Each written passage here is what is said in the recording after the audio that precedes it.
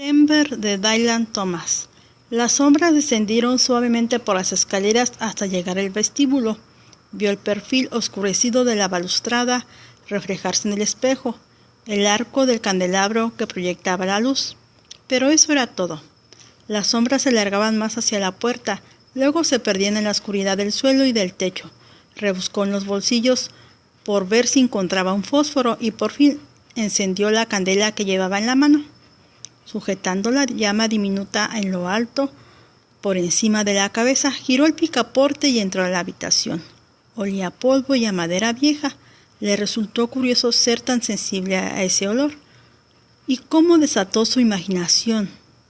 Las viejas damas bordando sus encajes a la luz de la luna, sus dedos pálidos y flacos, veloces sobre los brocados, sus mejillas sin edad, pero con el tinte de las mejillas de una niña. A eso le recordaba la habitación, desde los tiempos en que por primera vez entró en ella de puntillas y contempló aterrado las ventanas que se abrían a la extensión del césped grisáceo, a los árboles que se alzaban detrás. Si no le recordaba a cuando de niño se sentaba ante el clavicordio y tocaba las teclas polvorientas con tal levedad que nadie alcanzaba a oír las notas emitidas. Temeroso y sin embargo embelesado al oír que la música ascendía tuene en el aire, siempre era triste. Detectaba la triste desolada bajo la fuga más liviana.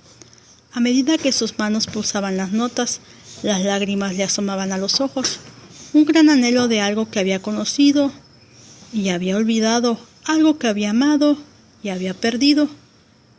Eso fue unos cuantos años antes y ahora le impulsó la misma sensación de irrealidad y de anhelo cuando encendió las largas velas del clavicordio con su candela y vio al extenderse la luz que las paredes se cerraban a su alrededor y que las pesadas sillas le quitaban espacio. Las teclas estaban tan polvorientas como siempre.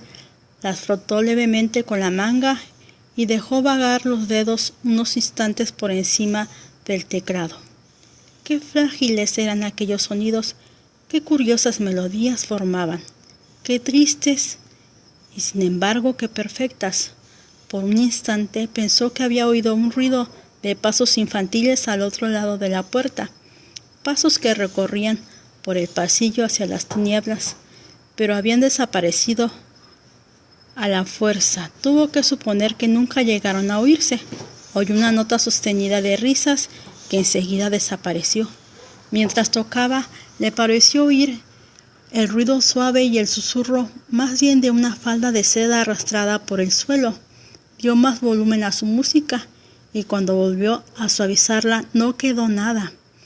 Por más que se esforzase, no pudo analizar las razones que le habían llevado hasta la casa.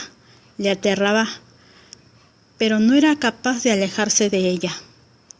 Fuera por el camino, había sentido el súbito deseo de desgarrar el velo de los años y remontarse a todo lo que la vieja casa significaba. El atardecer, las voces matizadas por los pasillos, el clavicordio, las escaleras que interminablemente ascendían hacia las tinieblas, el millar de detalles de las habitaciones, el miedo suave e insinuante que le miraba desde los rincones y que nunca desaparecía. Había caminado por la avenida hasta la puerta principal. La cabeza del león que le representaba la aldaba le sonrió al llegar. Levantó y golpeteó la madera. No contestó nadie. Volvió a llamar otra vez y otra, pero la casa permanecía en silencio. Empujó la puerta con el hombro y se abrió. Recorrió de puntillas los pasillos, miró las habitaciones, tocó los objetos que le eran familiares. No había cambiado en nada, y fue entonces cuando la noche salió por las ventanas emplomadas que cerró la puerta de la sala de música a sus espaldas. Le comó una gran sensación de alivio. El anhelo que siempre había permanecido en lo más recóndito de su mente se cumplió de pronto. Halló lo que había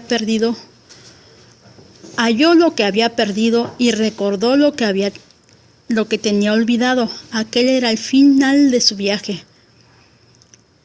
Por un momento las velas brillaron con mayor intensidad, Pudo ver mejor toda la estancia. Se puso en pie, atravesó y recogió un libro polvoriento que estaba sobre la mesa. La casa solariega de Bremberg. Se lo llevó a la luz. Todas las páginas le resultaron conocidas. Allí estaba la familia generación tras generación. Hombres más dados al pensamiento que a la acción. Visionarios, todos los que vivieron en el mundo desde las nubes de sus propios sueños. Fue pasando las páginas hasta llegar a la última. George Henry Bremberg, el último del linaje, falleció. Contempló su propio nombre y cerró el libro.